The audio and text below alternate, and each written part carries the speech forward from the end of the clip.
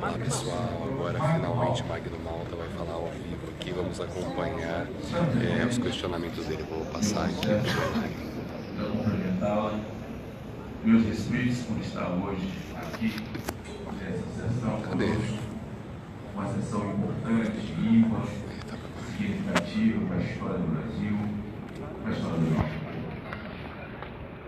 A lei em si é como um imã, ela embaixo, então não dá para filmar ele, mas eu vou transmitir o áudio filmando a mesa e os arredores aqui. E tem o juiz, que somos nós, presidido pela Suprema Corte desse país. E se ela nos convida ao entendimento, à interpretação, é mistério que a interpretação de cada um seja diferente e algumas que tenham convergência. Até porque, quando vem convergência, a senhora tem pessoas a seu favor, a favor dos argumentos do Dr. Zé Eduardo, e outros que não são, porque tem outro tipo de interpretação. Digo isso, presidente, porque eu fui vereador, fui deputado estadual, deputado federal e senador da República. E aprendi desde a Câmara de Vereadores que nós temos hoje no Brasil N ex-prefeitos que foram jogados na bala da ficha suja, N governadores, gestores que se tornaram ficha suja exatamente porque se auto-suplementaram, ou seja, suplementaram os seus orçamentos de autodeliberação sem que fosse buscar autorização da Câmara, sem que fosse buscar autorização da Assembleia Legislativa ou que fosse buscar a autorização do Congresso Nacional. Aqui eu tenho meu foco e aqui cabe uma das minhas perguntas dentro de todo esse bojo que Vossa Excelência, quando evoca o conjunto da obra para justificar o seu mandato, não tem nada de errado nisso. Não vejo nada de errado nisso. Como também não vejo nada de errado para evocar o conjunto da obra, do pós, do que está posto, exatamente porque parece que o conjunto da obra daquilo que foi feito, em seguida, foi feito com essa mão e foi tirado do povo com a mão seguinte. Alguns senadores aqui hoje, aliados da senhora, ferrenhos aliados, e parabéns para eles, porque eles têm espírito de cachorro, porque cachorro mora com dono, e um monte tem espírito de gato, gato gosta do ambiente. Estava no ambiente com a senhora, depois foi embora. Acharam o ambiente melhor. Mas esse daqui não, então não morre muito. E isso é absolutamente aqui. Eu sempre falo isso para eles, que defende com unhas e dentes.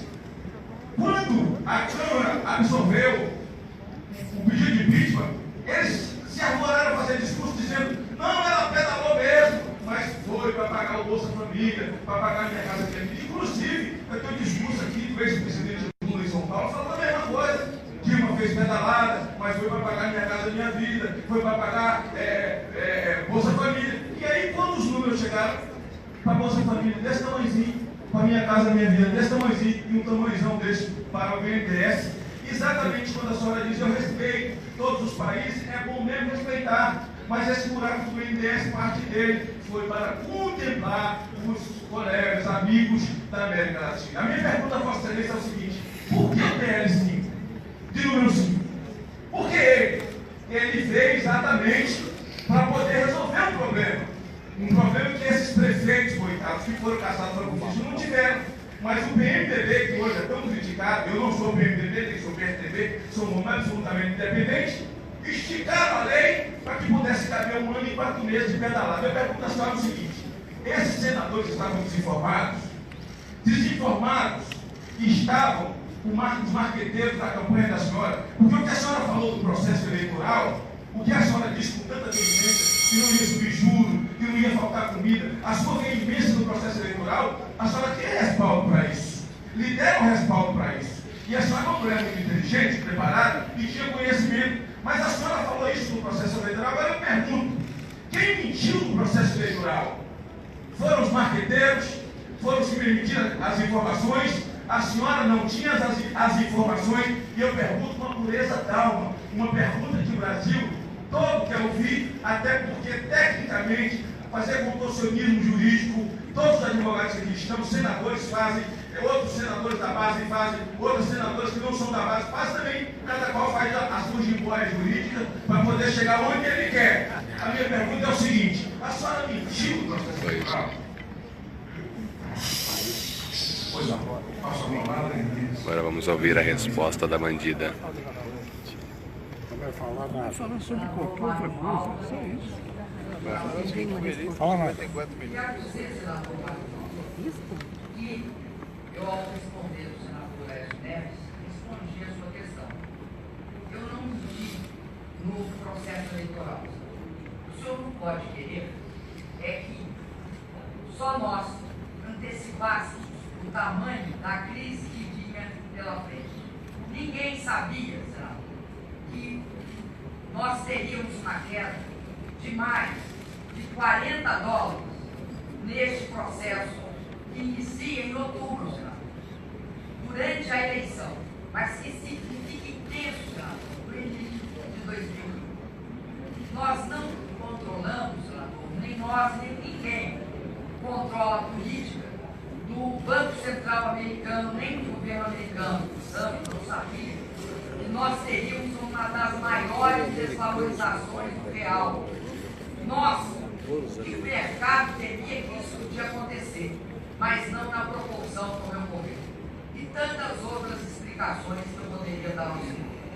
Eu não menti no processo, só que nós temos uma bola de cristal para antecipar a realidade. Eu sei que todo mundo quer isso. É próprio do ser humano querer controlar o futuro. Só que o senhor não controla. Nós estamos no reino das estimativas. Para o senhor ter uma ideia, o mercado e o governo acertavam num valor de crescimento do PIB ao longo de 2005 de 0,8%. E Deus, no final, menos 3,75%. Aí eu pergunto ao senhor, quem mentiu, senador? Sinto muito, senador, é que o senhor não controla a realidade. E aí, quero dizer para o senhor que não se trata de uma relação de verdade ou mentira. Se trata de uma relação de estimativa. Repito o que disse o senhor Joseph Stiglitz, Prêmio Nobel de Economia.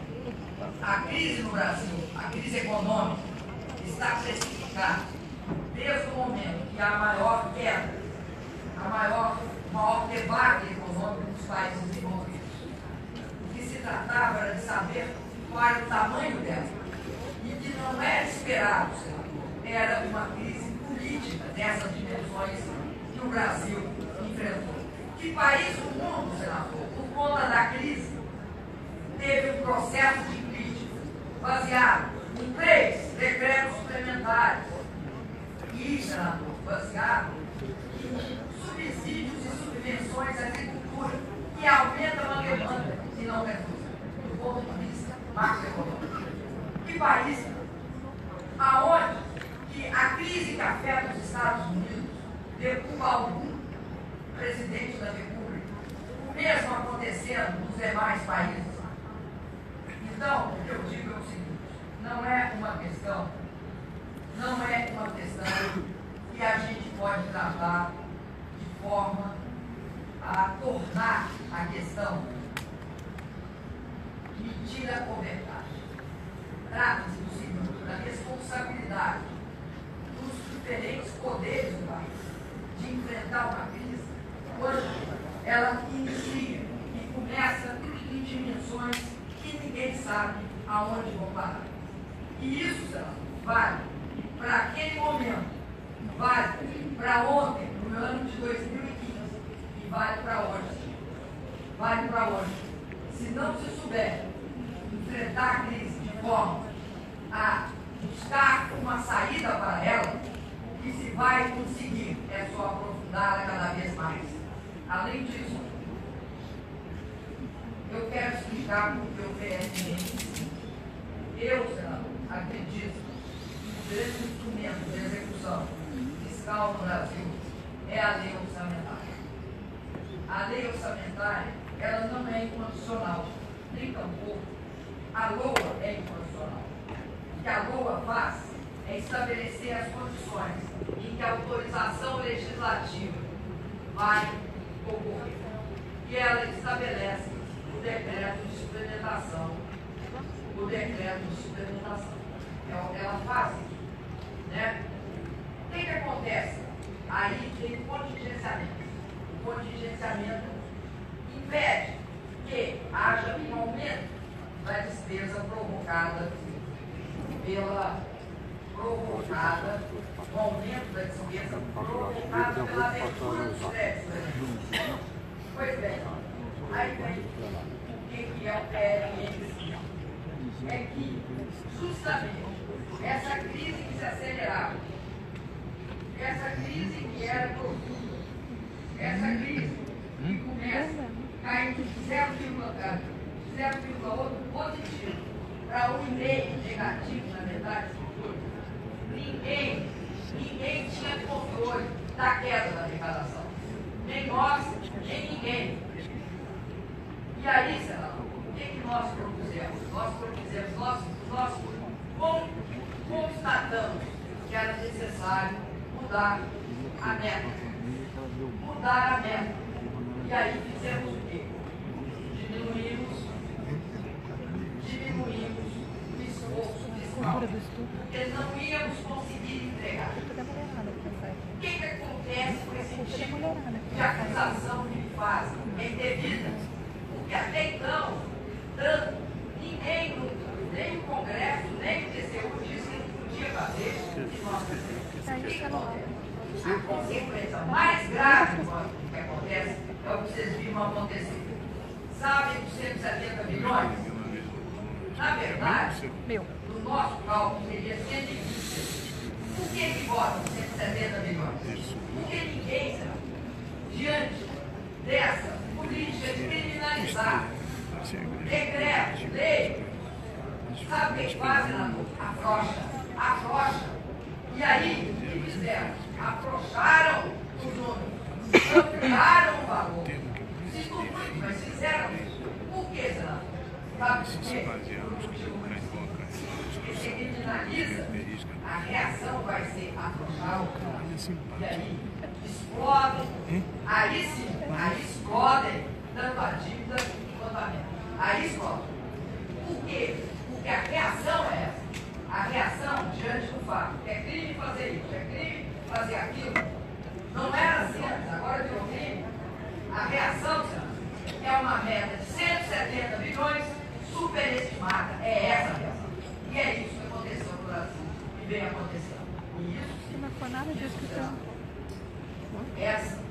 Esse incentivo à meta superestimada é péssimo. Péssimo para a recuperação do econômico. Péssimo. Ele não contribui. Porque você tem que fazer duas coisas diante da crise. Você tem que se esforçar para ter um orçamento e uma meta fiscal compatível. E tem que saber onde gastar. O liberou geral leva a gastos absolutamente insustentáveis. Agradeço, senhor presidente. Bom, vocês viram que ela não falou nada com nada, só desviou das perguntas, né? Não respondeu nada, só enrolou. É isso aí, daqui a pouco eu volto com vocês. Agora eu volto quando for a vez do Cássio Cunha Lima. Eu vou transmitir ao vivo para vocês acompanharem aqui, tá legal? Então até daqui a pouquinho, continuem acompanhando Juntos pelo Brasil. Tchau, tchau.